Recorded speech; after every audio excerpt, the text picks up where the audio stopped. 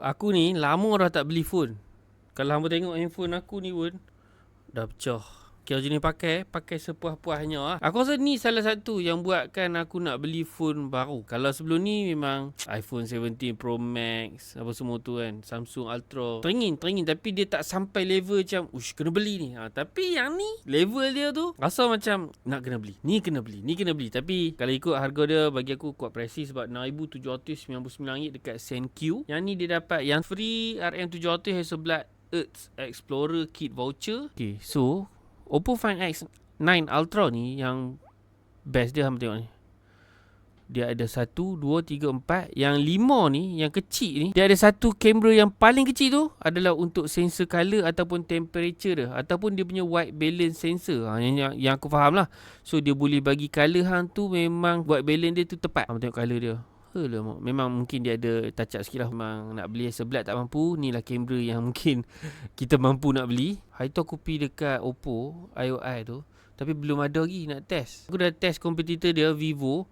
Bagi aku pun puas hati dah kualiti. Tapi aku nak try Hasselblad ni, nak pergi tengok, nak pergi test nanti. Aku tak tahu macam mana sebab aku tengok kualiti kat sekarang orang duk review tu memang solid lah. So untuk optical zoom telefoto dia adalah 50 megapixel 10 time ultra sensing, maknanya 230mm focal length dengan aperture dia 3.5. And then dia punya main camera 200 megapixel dengan aperture 1.5.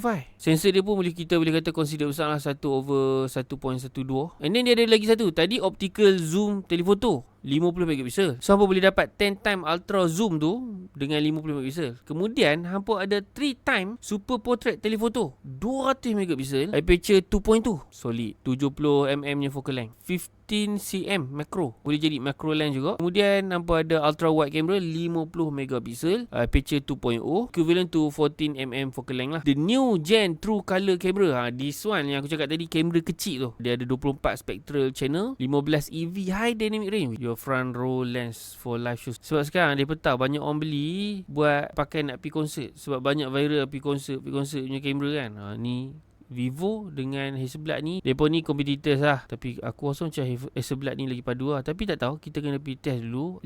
Aku boleh jual aku punya kamera ni. Aku beli handphone ni dan dah boleh pakai shoot, nak pakai buat kerja, edit dekat phone pun dah boleh. Benda ni dah mudah kan. Bila pergi travel nak ambil gambar mudah, nak buat vlog ke video quality pun dah perform kan. Video dia boleh record 8K 30fps 10 bit lock. Pala otak dia, 4K slow mo 120fps. Nanti dia masuk je flagship store, aku pergi test, kita tengok berbaloi ke untuk beli phone ni dengan harga RM6,799 dengan full pack lah. Dapat 300mm semua lah, include dia punya tempered glass dan sebagainya. So guys, apa pendapat hampa akan beli ke tak? Hampa komen kat bawah, okay?